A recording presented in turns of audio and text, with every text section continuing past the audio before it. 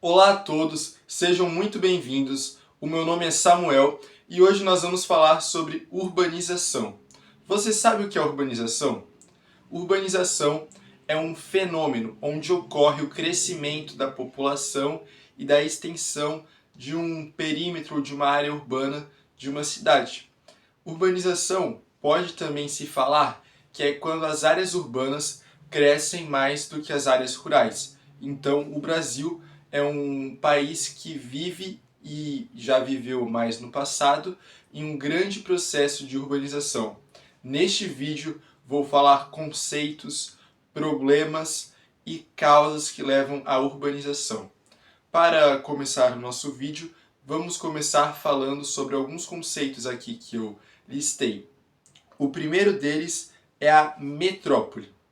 As metrópoles são cidades que possuem um perfil ou que são realmente centros onde as cidades que têm ao redor delas se desenvolvem.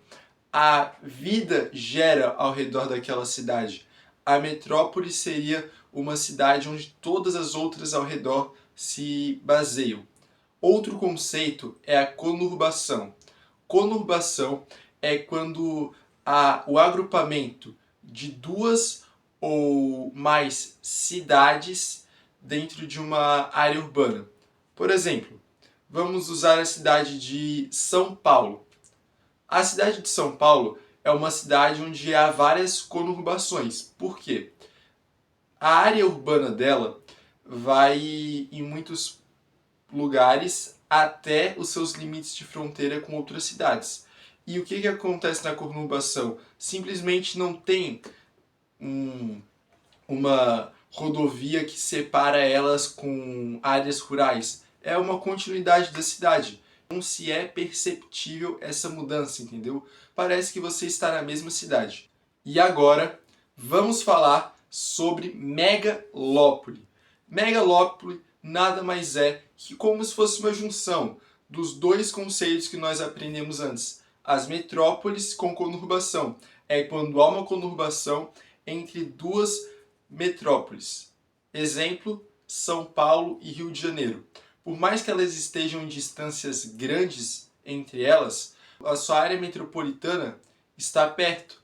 Então, quem olha de longe vê que não tem grandes áreas rurais entre elas. E nessa região, entre as duas, nós temos uma megalópole, onde há muita concentração de pessoas residindo. Outro conceito são as megacidades. São cidades que possuem mais de 10 milhões de habitantes. No Brasil, um exemplo de megacidade é São Paulo. Prosseguindo nesse conceito de cidades grandes, nós vamos ter cidades como cidade global, que é uma cidade que possui influência no mundo inteiro, exemplo Nova York. Nós vamos ter as cidades dormitórios, que servem para as pessoas que trabalham em uma cidade usarem ela literalmente como dormitório, só para dormir. Elas têm as suas casas ali, mas elas trabalham em outra cidade que é maior, que tem mais empresas ou que tem mais lojas, comércio, etc. E, por último, vamos falar da cidade-estado. Cidade-estado é a cidade, por exemplo, o Vaticano, onde ela tem as suas próprias leis, tem o seu próprio governo, é uma cidade autônoma. Nós temos na história vários exemplos de cidades-estado em várias civilizações. Prosseguindo, vamos falar sobre processos que ocorrem na urbanização. Um exemplo de processo é a verticalização, aonde a cidade cresce para cima. Prédios, edifícios, a cidade começa a ter os seus pedaços de terra mais caros, logo não são todos que têm condição de comprar um lote para construir a sua casa, ou a cidade tem uma valorização tão grande que o mercado imobiliário cresce os olhos para aquela cidade e começa a construir prédios. Por quê? Porque tem muitas vantagens de se ter um prédio em uma cidade, tanto para a área comercial, tanto para a residencial. O prédio, ele coloca muito mais pessoas dentro de uma área que poderia servir como 3 ou 4 residências. Então, o que é interessante das partes do prédio é que toda cidade desenvolvida, toda cidade grande, nós temos como características prédios. Quando você chega numa cidade e vê vários prédios, você já fala, opa, cheguei numa cidade grande, essa cidade é diferente. Ou quando você chega numa cidade e se depara com poucos prédios, você fala, é uma cidade mais pacata. Querendo ou não, o nosso subconsciente, a gente já faz esse julgamento e muitas vezes nem percebemos, mas isso é a urbanização no nosso dia a dia. Por quê? Porque nós vivemos em cidades e esse assunto é um assunto de geografia atual e muito presente nas nossas vidas. Continuando agora, vamos falar sobre revitalização, que é outro fenômeno que acontece. Revitalização é quando eu literalmente restauro. O revitalização, quando nós vamos pegar a etimologia da palavra, tem vida nela. E é literalmente trazer uma nova vida ao local. Você não muda o sentido do local, mas você reforma, restaura, deixa o lugar mais com cara de uma aparência de uma construção mais nova. Isso é muito interessante. Outro fenômeno é a gentrificação. Gentrificação nada mais é que uma mudança no lugar. Exemplo, um terreno abandonado que era utilizado como pátio de caminhão. Se acontecesse uma revitalização, esse terreno ia ganhar uma cobertura maior, ele ia ter uma entrada, um acesso, uma portaria, mas ia continuar sendo um espaço para estacionar caminhões. Agora, se acontece uma gentrificação, o que acontece nesse espaço pode ser construído um estádio, pode ser construído um shopping center, pode ser construído prédios, escolas, hospitais, qualquer coisa, só que o sentido vai mudar. Outra parte que eu já falei um pouco é a especulação imobiliária. Especulação imobiliária, como eu falei, da valorização dos terrenos, dos imóveis, de acordo com o que a cidade ou que o local disponibiliza para os seus moradores. Agora eu falei da valorização dos terrenos, dos imóveis, de acordo com o que a cidade ou que o local disponibiliza para os seus moradores. Agora, prosseguindo ainda, nós vamos ter a metropolização, que é o fenômeno onde a cidade começa a realmente virar o centro das atenções entre as cidades ao redor. Um exemplo disso é uma cidade como a cidade de Blumenau, em Santa Catarina, que é uma cidade onde vem crescendo a sua área metropolitana ao redor e vem se mostrando realmente como a cidade metrópole dessa região. Por quê? Porque a cidade ela disponibiliza serviços que não existem nas outras. Isso é uma característica que deve estar marcada em nossas mentes. E por último, o último fenômeno é a rugosidade. Você sabe os idosos quando têm rugas no seu rosto, na sua pele? Isso são sinais de idade. E a cidade também possui sinais de idade. Pelas construções, pelos estilos de vias criadas. Tudo isso já dá de imaginar mais ou menos qual que é a idade da cidade pelas construções antigas que permanecem nela, como prédios históricos, patrimônio público, patrimônio tombado. Isso tudo são exemplos de rugosidade. Ainda no processo de urbanização, vamos falar sobre problemas que esse processo sofre. Um dos grandes problemas é a favelização. A favelização é uma área carente de infraestrutura básica.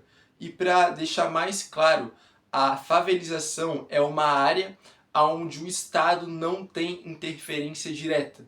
Então, naquela área, o Estado não vai levar, e muitas já está levando, mais energia, geralmente água também é captada num processo próprio. Então, esses lugares que estão, ao mesmo tempo que estão perto, estão afastados do grande núcleo da cidade, eles são lugares onde tem uma grande quantidade de população morando numa área com baixa infraestrutura. Simples assim. Isso é o processo de favelização que ocorre ou porque o mercado imobiliário está muito caro ou porque vai acrescentando o acúmulo de pessoas em lugares onde elas não conseguem ter a sua moradia e elas precisam estar perto da cidade para trabalhar, então elas ocupam lugares dentro da cidade desse jeito. Macrocefalia. Trata-se de uma cidade onde o processo de expansão foi tão grande que a cidade não suporta mais. Ela cresceu além da sua capacidade, então não tem mais aonde colocar prédio, não tem mais aonde criar rua. O processo de trânsito na cidade está intenso, está um caos. Isso são sinais de macrocefalia na cidade. Situação de rua. Situação de rua é onde moradores ou pessoas que vivem em situação de rua, elas acabam indo, por quê? Porque a cidade vem, quanto mais pessoas, mais moradores de rua, mais problemas socioeconômicos. Isso é um processo, isso é um fator social que nós enxergamos muito nessas cidades grandes. E como já falei também que é um problema os congestionamentos que são criados porque não tem soluções ou por falta de atitudes governamentais ou porque realmente o planejamento da cidade não foi feito de forma mais esclarecida, de forma mais bem elaborada, mais bem construída, e por isso gera congestionamentos. Continuando com os problemas nas cidades, vamos falar agora de problemas ambientais. Problemas ambientais como poluição visual, que é quando você olha para uma cidade, você vê aquelas ruas cheias de fio por cima, aquele caos, não é algo agradável aos olhos, não tem árvores, não tem parques. Isso gera muita poluição visual, uma cidade que é muito fechada, muito escura, e isso é um lugar onde as pessoas não gostam de estar. Outra poluição é a poluição sonora, muito barulho. A cidade tem barulho de construção, de carro, de pessoa, creche com criança gritando. É o caos que a gente conhece das grandes cidades, onde elas não param e o barulho também não para. Agora, a atmosférica, poluição atmosférica, por quê? Porque as cidades emitem muitos gases, sejam dos carros, automóveis, ônibus, moto, enfim, em geral, empresas, todos esses gases vão para a atmosfera e lá ocorre a poluição dessas camadas. Poluição hídrica, que é onde pode ser por esgoto, pode ser pela mal reciclagem do lixo, ou também do churume produzido pelo lixo descartado em lugares errados, que os lençóis são poluídos, e também as marés. Por quê? Porque os rios ficam poluídos e levam a água para os mares.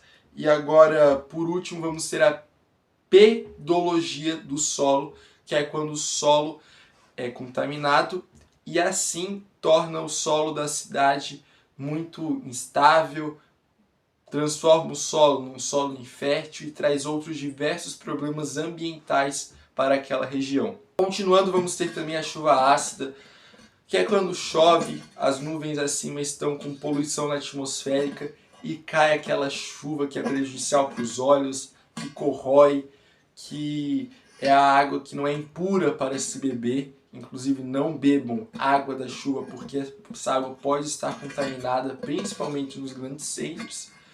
E tudo isso que ocorre é por causa da poluição atmosférica, o efeito do homem, o semear do homem, tudo tem uma colheita no nosso cotidiano. Outro exemplo agora é a Ilha de Calor. Ilha de Calor, por ter muito cimento, ter muito ferro nas cidades, todo o calor ela recebe e contrai dentro dela.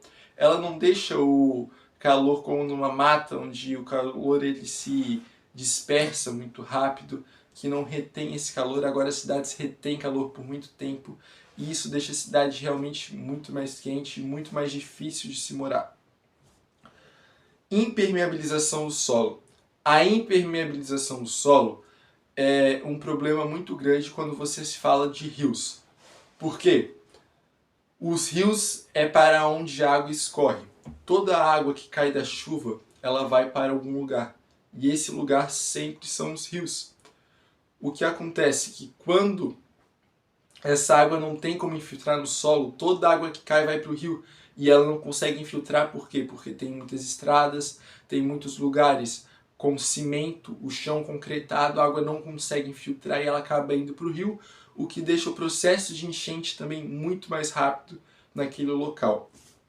O desmatamento, problema muito conhecido, ele diminui a parte visual, na realidade ele aumenta a poluição visual, aumenta os efeitos dos gases da atmosfera. Então o desmatamento, ele também, quando é em beiras de rios, ele vai ser prejudicial. E agora falando toda essa parte de calor que envolve desmatamento, envolve ilha de calor, continuando, nós vamos ter a inversão térmica. Nos períodos do ano onde o ar é muito frio, ele é muito seco, ele não deixa a poluição ser liberada na superfície da atmosférica, ela não consegue se dissipar essa poluição, então ela fica, e o que acontece muito na cidade de São Paulo, esse problema. Então, por isso que nesses períodos do ano de inverno muitas pessoas pegam gripe, pegam doenças respiratórias por causa dessa péssima qualidade do ar. Continuando nessa parte, temos o efeito estufa, que é um fenômeno onde os raios solares eles penetram na estrutura da Terra e eles não conseguem sair por causa de toda essa camada que impede, causando o aquecimento global. Também vamos ter o assoreamento do rio, quando todos os dejetos jogados no rio. O que é o processo de assoreamento? É quando a água não leva eles vão se parando ali, ou também quando ocorre o desmatamento nas margens do rio, tudo aquilo ali escorre para o rio, vai começando a desmoronar as encostas do rio e assim vai bloqueando o fluxo de água dentro do rio. Um outro problema também é a destruição da camada de ozônio, causada pelo que adivinha? A liberação de gases na atmosfera da Terra. Mais uma vez um problema ligado à parte do ser humano liberando gases na atmosfera da Terra, que é um processo que acontece pela industrialização, não dá de culpar, mas é um processo que só acontece por causa da gente, não tem como parar esse processo. Então, formas são para diminuir, mas parar é muito complicado. E o último problema socioambiental que ocorre nas cidades são o deslizamento de encostas ou de morros, que é quando nós temos ali a formação geográfica, né? Daí é outro assunto que para falar disso, mas quando chove muito em algum período do ano, ou quando são feitas construções irregulares e os morros vêm a desmoronar, vêm a desabar, arrasta tudo que tem em cima dele, se for mata vai trazer parte da mata das árvores junto, e infelizmente se for casas vai trazer junto e vai tirar a moradia de pessoas, pode até realmente matar essas pessoas. Esse foi o conteúdo, foi o conhecimento que eu queria passar para vocês sobre urbanização.